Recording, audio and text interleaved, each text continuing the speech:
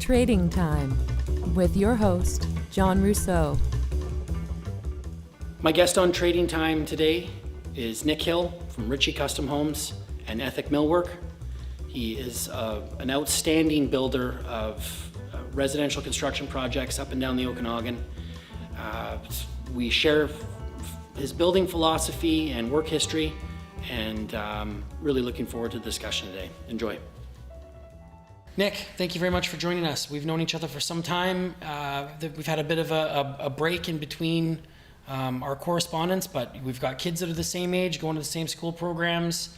We're running into each other more often. You are a real inspiration from a business perspective. You run arguably the most accomplished residential construction firm in the South Okanagan, maybe even the Okanagan. Your portfolio is extensive of just beautiful high-end construction. How come? What's the why? What's the why? Yeah, great question. Thanks, John. I'm glad to be here chatting with you. Thanks, Nick. Yeah, well, I mean, I first have to say I've got wonderful clients and employees that do beautiful work, so pretty blessed that way. But yeah, the why. Getting into this industry way back in my 20s, right out of university, I just wanted to build homes better. That was like what I went after, and so I got right into something extreme called rammed earth construction, and that was pretty fun. Building forms, packing earth in it, kind of a low cement mass wall system. And that was a really neat experience. And I just wanted to get out and build homes more efficient, healthier, greener. Yeah. Most people, they might have seen rammed earth in a YouTube video or in a magazine. This is a very old building technique that you had a company producing some incredible structures up and down the Okanagan. I can remember doing a house with you where we built a bathroom, and the whole house, the whole lower floor of the house was all rammed earth. It was incredible. Such a boutique product. Yeah, it's really is anybody doing that locally still? No, we're looking at doing it on a project, and we've got to bring somebody in from Souk, Vancouver Island. Wow. Yeah, it's a beautiful product. It's got its time and place. I kind of went into it thinking it was sort of broadly could solve a lot of problems, and it's a beautiful product. It's got its time and place, but it wasn't something that I saw was going to be prevalent. Everyone else who saw it, that it was a component in a home, and I quickly realized that a house is much more than just walls. It's a whole system, and so that kind of led, doing rammed earth led into getting to know Ted Ritchie, doing some of that work on his projects, and got to know him, and that one thing led to another to work with him and eventually take over his company. Yeah. We first ran into each other on a project, and it was the first project that I was on for Ritchie construction at the time. We were building a bunch of travertine bathrooms in a beautiful home on the West Bench here, and I think I was doing the backsplash or something, and that was the first time that we'd met, and you were taking over Ritchie Contracting. And give me a bit of a sense of how that was from a succession perspective. You coming in as somebody with the experience that you had in rammed earth into a very well-established business with a great reputation. What was the learning curve there? How did you assimilate?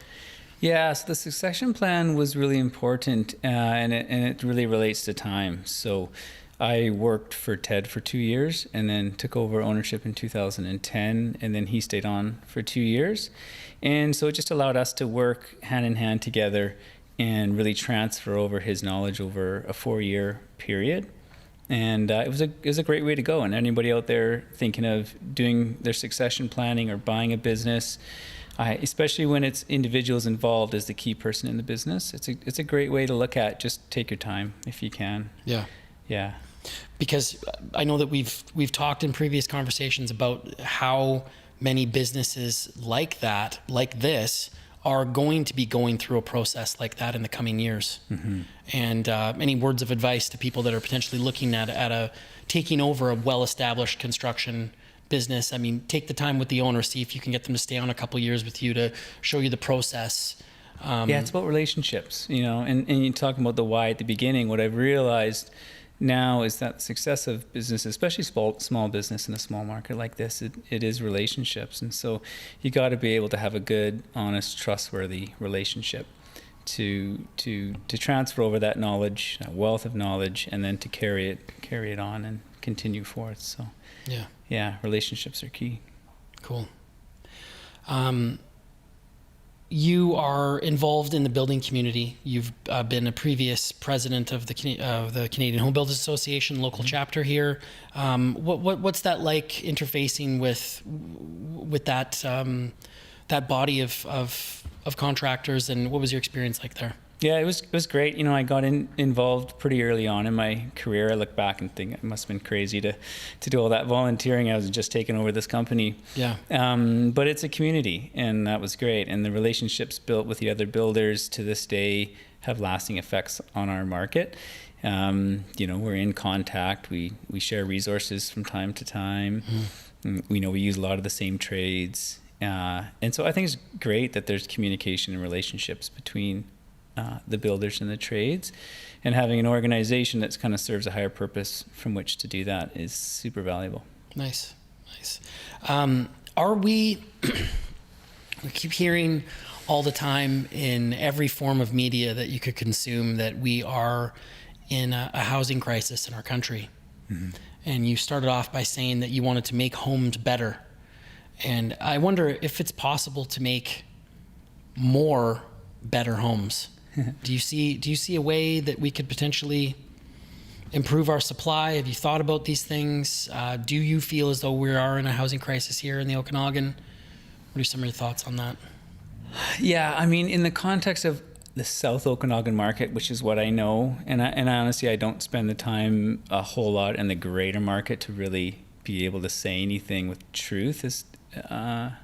But in the South Okanagan, and especially in the custom home building industry, we're very much demand driven, and demand's been low for the last year for people starting houses. We have seen a bit of a dip, and that's not talking about production housing and that part of the market. So yeah, I mean, there's no doubt that we are in a crisis in the context of this market. It's not feeling like we can't build the houses that are being asked to be built. It's a very low amount of spec sales this year. I think I heard there was maybe 4 or 5. 4 spec sales. So I've heard, yeah. Wow. So yeah, the whole year. There's a demand supply to the whole process. And that's in the real estate agent, I don't know what specific area that's from, but could be Penticton, could be Summerland. And could more homes be built better? I think BC has a pretty progressive and good building code with the step code. I think we should be really proud of ourselves, and I think that we are building really good houses. There's no doubt about that. What are some of the challenges that you've encountered with the introduction and ramping up of the step code? Well, I started doing an obscure form of building, and when I started with Ted, he was an R2000 builder. We've been building step code 3-4 houses since day one. Yeah. So for my business, it hasn't even been noticeable. There's different regulatory changes, and there's more work on the front end and the planning, and so how we go about it's a bit different, but the actual what we're building as a house isn't really any different for me. But there's a greater market out there, and I think there has been some challenges, but the step code is a nice way to ease into it. I really think that was it's a good way to go. I think one of the things that I've heard in talking to other people is that, with these improved building envelopes and assemblies comes a need for more education and training of the trades. Being that you are such a well-established company in business, I'm sure that you have your pick of the cream of tradespeople and professionals to work with. Have you seen Have you seen any challenges in getting that high level skilled trade component in your business? I haven't personally seen challenges. As you say, we have pretty long-standing relationships with our trades, and so from my experience, it's been pretty good. Yeah, no, I don't. But I hear of challenges out there. Yeah. But we have a finite amount of projects that we take on. We're very selective that way, and we have our trade network that we have long-standing relationships with. So as these new methodologies have come into place, it's been okay. Yeah. That's great. That's great news. I wonder if we're doing enough for the education of these potential trades people that are coming up. We've talked about this retirement factor already, about how Ted retired, and I think there was a statistic that I can remember reading years ago that the average age of a journeyman in the province was 51 years old. And I know that number's gone up. I know that it's probably more like 55 or who knows how high that number is now. Are you concerned about youth coming up in this industry and being excited to be in construction? Do you have any young? Yeah, we've always had at least a couple apprentices. Yeah. And as they get their red seal and move up within the company, and some move on, some stay, but we always at least have one or two apprentices. And if I'm looking at the various trades on our sites, there's a pretty good range of age there and youth coming in, for sure. So the market seems stable right now, at least in my experience. Yeah. It is a bit slower right now, which has helped. It kind of got crazy there in 2021 and 2022. Yeah. And it's settled down now. And yeah. Cool. So where do you see your company going in the future? What are some products and offerings that you want to be able to offer to your clients that would kind of even set you further apart than you are now? If you're comfortable in speaking to any of that. Well, as I've probably spoken to customer service, the product we deliver is really what a client wants. And so I think the art is in truly discovering what's important to them, the values, their what for, like why are they building a house, and what's truly important to them in this project, and gearing towards that, not what I think they should do or someone else. And so we really focus on trying to understand that, and then providing the information and guidance for them to have a nice, fairly seamless process throughout, and ultimately getting what they wanted. Mm-hmm.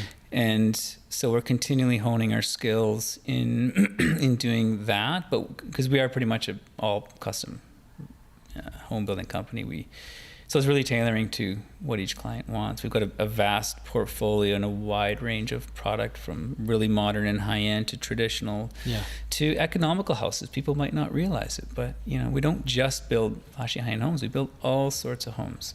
It's really the client and what they want. An economical home. What a concept. Yeah, we did a new economical home. We did a spec house as an employee investment program.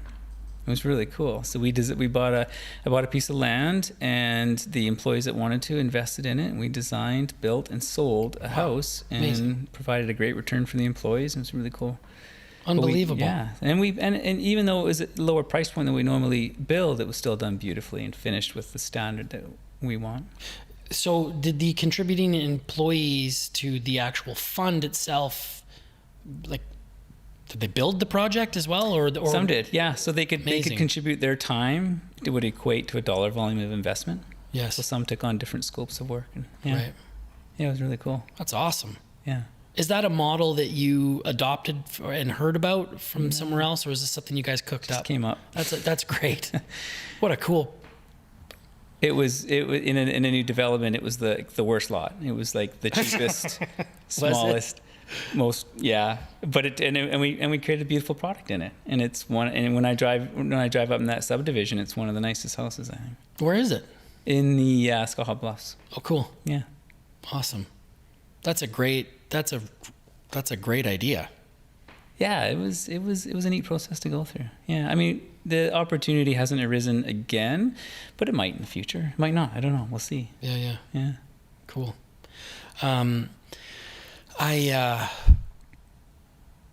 I really love your Instagram feed. Who's ever running it is doing a great job of putting projects that you guys have done in the past, which I recognize, along with your new work. I'm seeing that you're doing a lot of work with a new architectural firm here in town, Sanders Green. Mm-hmm. Some of the houses that,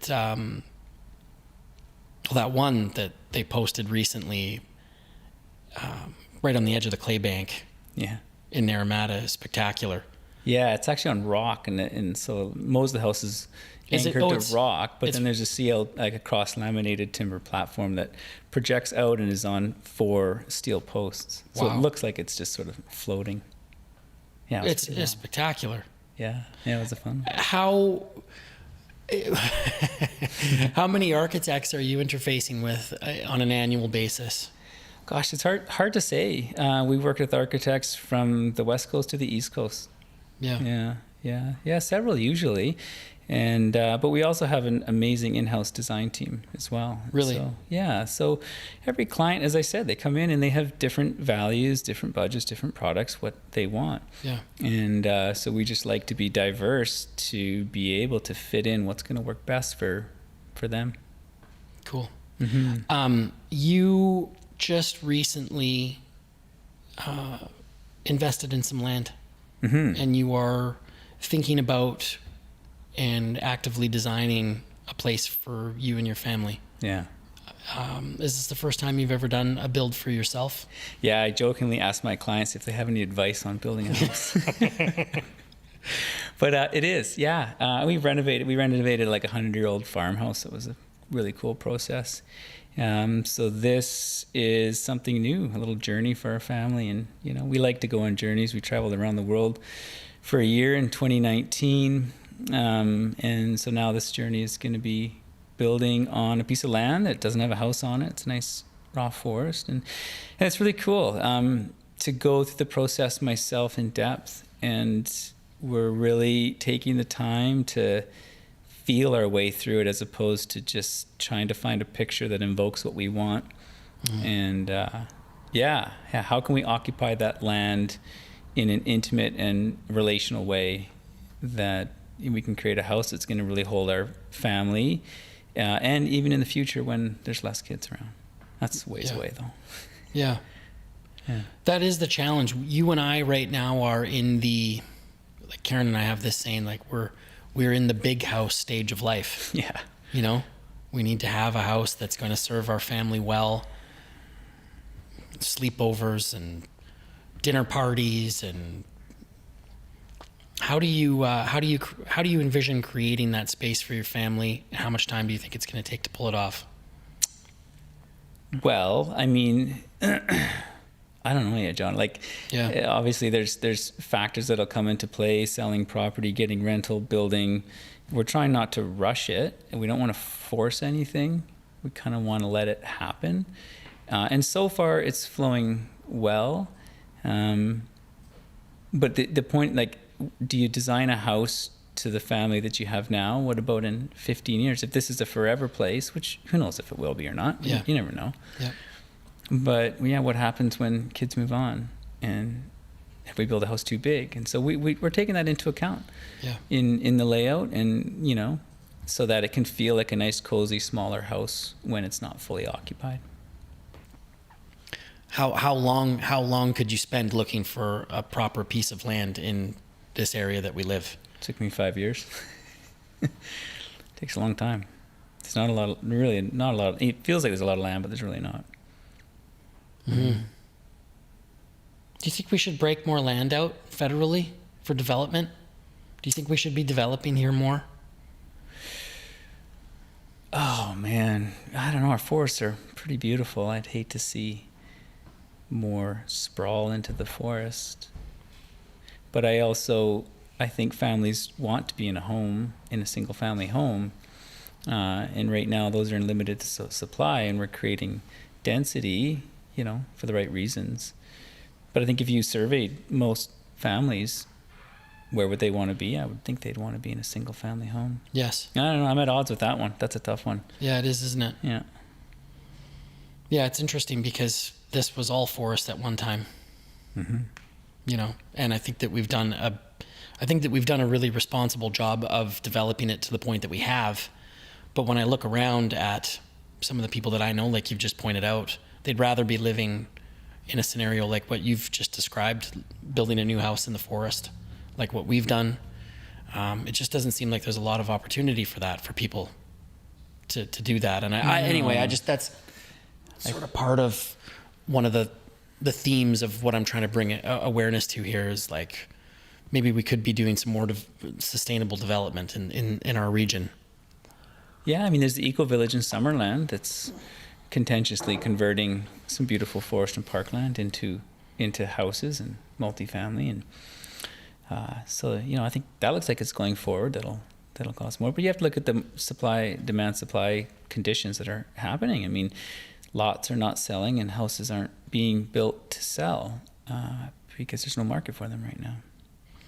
Yeah, it's in a the South Okanagan, very delicate balance between the lending environment, the ability for people to buy available land, trades availability, people willing to build on spec, like you're saying, 4 spec homes sold last year in our area. That's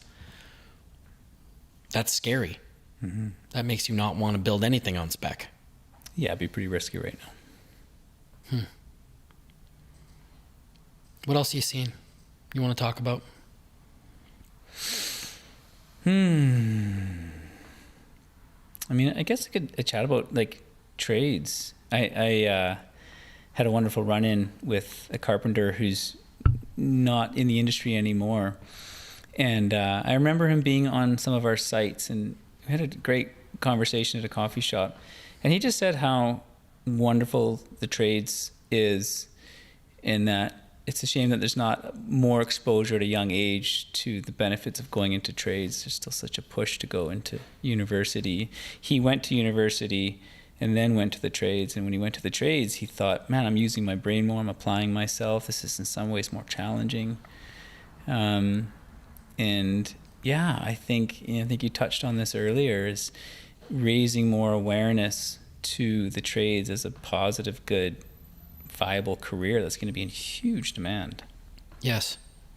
And huge demand as a result of our largest demographic of skilled workers retiring right now. Yeah, it's a major issue. Yeah, and I think too, the environment on construction sites, at least I can speak to residential, not as much commercial, there's a shift in the energy and the environment of the conditions on site, the safety.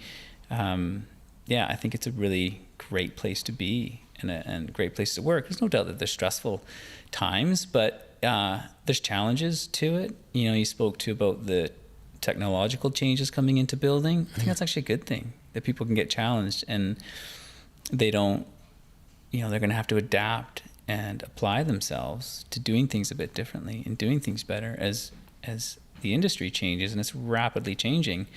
I think it's just a wonderful opportunity. Yeah, it is. Yeah, absolutely. I had a guest on previously, and we were talking about the ability for local jurisdictions to adapt to that technological advancement in construction. And his point was, he doesn't feel that the building code can rapidly adapt to the technologies that they've, let's say, been using in Europe for decades already. Mm-hmm. How often do you guys utilize alternate solutions in your business to work around that challenge? I guess we do off and on. Some of the envelopes we build are kind of complex, and we can get challenged by the building code sometimes and work around things. I think the building codes, it's improving the build industry, but it's really a bare minimum. Yes. So I feel like the industry can strive well above the building code, no problem. We don't have to aim to the lowest bar, and And so if the building code can have a means of embracing new and better technologies that might not be referenced in the code, I think that's achievable. I don't see us getting too constrained specifically by the building code. All of our projects have all the professional engineers and architects usually anyways, so you can see in advance if we're going to have a challenge, and we face it. And we also develop great relationships with the building inspectors. Yes. And that's another thing, right? Like it's just another place where it doesn't need to be stressful or combative. Yes. Just do things right, do it with integrity, and just have honest conversations when you're up against something you're not sure. As I always recommend to my office and staff, like, go talk to them, find out. Yeah. Can we do this, or what about this detail? And bring them in. And I think it's a great way to establish that conversation, that relationship. So, do you feel that anything could be done to improve the wait times with these authorities having jurisdiction when it comes to putting these buildings together and getting all the permitting together? The wait times in the South Okanagan are pretty short. Yeah. We're talking usually 6 weeks, give or take a couple of weeks. Mm-hmm. Other jurisdictions are months, 6 months, 9 months. Yeah, wow. Crazy wait times. When we work with trades or architecture designers from Vancouver, they just cannot believe that we can get a permit in 6 weeks. Yeah. So hats off to our jurisdictions. They do a good job, in my opinion, of turning these things around. There's certainly a little bit more work on the front end, preparing drawings, getting products spec'd, but ultimately that just makes a project easier to build. So why not get it more planned out and sorted on the front end? So yes. We actually, we like that. I wonder, you mentioned having, you've on some of these applications, you've got an architect, an engineer for sure. Maybe you even have an envelope professional signing off on the assemblies. I wonder at what point as an industry do we say, listen, you've obviously done your homework here. You can build this here. Short of a couple hour planning review, here you have a signed, sealed document package. Here's your building permit. And I think that's really the problem that, as you're mentioning, in jurisdictions like Vancouver, where it is like a 6 month to 12 month wait time. Is there anything that we could do if we have those professional assurances in place to expedite that process? Do you think that would help? I mean, as I said, we have it pretty good here. We have the Home Builders Association. We have a building advisory committee. It meets with all the local jurisdictions, I think every quarter. And we openly talk about the challenges coming up, how things doing, and we have a great relationship, and they're very motivated to streamlining. Everything's done online now. You just upload everything. Yeah, that's nice. So it's pretty darn good. Yeah, we got it pretty good. I think we do. Yeah, that's great. I don't think there's a problem there. In my opinion, I mean, everyone has a different opinion on that. But yeah. Just the amazing availability of these wicked products. Just such a great time to be a builder.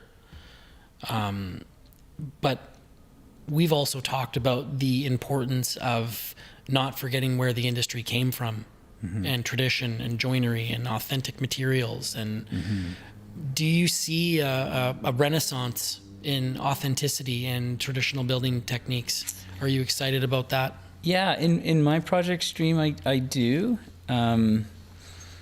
There's a range, but like a lot of our projects really look to keep the materials inherent to what they are. So if it's wood, it's wood. If it's concrete, it's concrete. And just keeping things simple in that way. I think there's something to be said that less is more. And so toning down the number of materials and components and crazy architecture and just simplifying everything. I'd like to see that, and that is some of the philosophy that my family's taken into as we design our place. I think there's a really great building concept called a pretty good house. If anybody's listening, just Google it, check it out. There's a book you can buy, and it's called A Pretty Good House. And it's a series of, there's no formal certification, I don't think, maybe it's changed now. But it's essentially like a good integral design. a well-insulated house, thick insulation, but a simple design that's not too complex where the detailing gets hard. And it's got a series of these sort of like rules of thumb. Smaller's better. And it's just a cool concept that I've always really gravitated towards. And we try to, where we can and when we have influence, bring in some of these concepts that, there's no super expensive registration fee to certify the home or anything like that. It's just a couple of good principles to follow to build a pretty good home. Yeah, that's cool. So yeah, go check it out if anyone's listening. And there was another book that you were telling me about, something about principles of design or pattern language. Pattern language. Christopher Alexander. Yeah, that's great. It's a thick volume, and his other book, A Timeless Way of Building. He just goes into the patterns that through time keep showing up that result in a space feeling right, feeling comfortable, feeling good. And I think anyone can agree, you can walk into a home and it not feel right, and you can walk into a home that's like, this feels comfortable, this feels right. And so you can pick a whole series of patterns, and I think any architect out there will know about it. It's a pretty common course curriculum, I think. And it's a beautiful text. You can even get it online, I think, for free. For free? Like there's like it's published online, and all the different patterns are hyperlinked. So yeah, there's like a pattern for a farmhouse kitchen, and what you need to put in to have the feel of an old farmhouse kitchen. No way. Yeah, making it larger, having it big enough that it's almost a family room, and having windows on two sides, and and then it links to a good kitchen layout, and so the working kitchen, and then that has a pattern, and on it goes. There's like 200 or 300 of them. Wow, cool. Yeah, it's really neat. It's amazing how long it has taken us to build up this tradition of building. And I wonder if we take it seriously enough. I see a lot of these houses that we've built are just that. They're just housing. They're not expressions. They're not well thought out like you've discussed. A lot of these houses that we've built in this province, some of them just melt into the ground after not that many years, versus you take a look at the building traditions in Europe, and you got 500-year-old buildings, 600-year-old buildings. Yeah. I wonder if we have the ability to build 500-600-year-old buildings here and have them endure. Well, that would be a sustainable house, wouldn't it? Yeah. Yeah. I think we can. I think it takes having an open mind and questioning what you're doing and exploring it, and having the tenacity to kind of say, well, what are the other options? What could we do here? Why are we doing it this way? Is there a better way to do it? Right? Rather than just rinse, repeat, rinse, repeat, rinse, repeat. It gets easy that way, but yeah. Yeah, like that beautiful home that you did in Summerland with all that rammed earth in Trout Creek. Think of how long that's going to be there. Yeah. It's indestructible. Nothing's going to happen to that house in 1,000 years. Those walls, that thick. You keep the roof up to date on it. There's going to be somebody living in that building for a very long time, and you can't say that about most of the structures that we fabricate. And I think that we've perverted the industry to an extent. And I wonder if there's a way to kind of come back from that and actually put some true value and craftsmanship into these structures, and like a pride of ownership and construction. Yeah, I think it is. I think you just got to slow down and take the time and detail it right, and question, and look for different ways to do it, and think of the long game with it, and how we're detailing it, and how we're building it for the longevity. And that comes down to design. I mean, how many homes get torn down and renovated that aren't that old because they were just poorly designed? Yeah. And that's what the pretty good house speaks to. I mean, if you can have a well-designed home that's going to last and doesn't need to be renovated, that's better off for the planet, humanity, than something that's not designed with integrity and keeps getting renovated because it's not right. Yeah. Yeah, you're right. It's a misallocation of material. You drive around and you look at how the land has been developed And you're like, how could it possibly be that that house is on that piece of beautiful land? Like, what was somebody thinking? And that was at a time when land was abundant, you know, and now it's at a major premium in our area and in our country, arguably. So being more intelligent with how we place buildings, how we site buildings, how we design them, critical. I'm excited about where we're going as an industry with the introduction to all of these different building sciences. And I wonder when we're going to start teaching them in school. You know, like think about how much time you spent in an earth science class or biology class or whatever. We don't have any building science classes in our schools. At what point do we start introducing courses like that? And do you see a value in that? I think it would early, like, you know, grade 8, like start introducing them to different trades. And we had the high school shop class come through my cabinet company shop the other week. And that was really good. And we wrote up a little write-up on each station and each machine and what it's for and showed them the process. And so I think there's huge value in that. Yeah, expose them at a younger age. Yeah. But that just takes the school system and the industry to connect and to just do it. Yeah. Cool.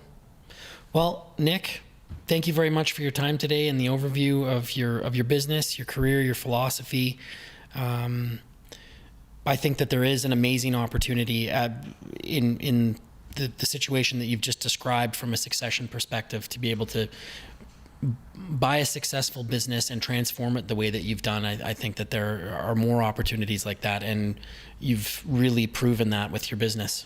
Yeah, thanks, John. I think I totally agree. I think there's wonderful opportunity for people selling, people buying businesses, people in the trades coming up to own a business one day. There's only going to be increasing demand for it. So. Yeah, absolutely. Yeah. Well, thank you for your contribution to the industry, Nick. You are really doing your part with your team, and keep it up, man. It's beautiful work. Awesome. Thanks, John. Thank you.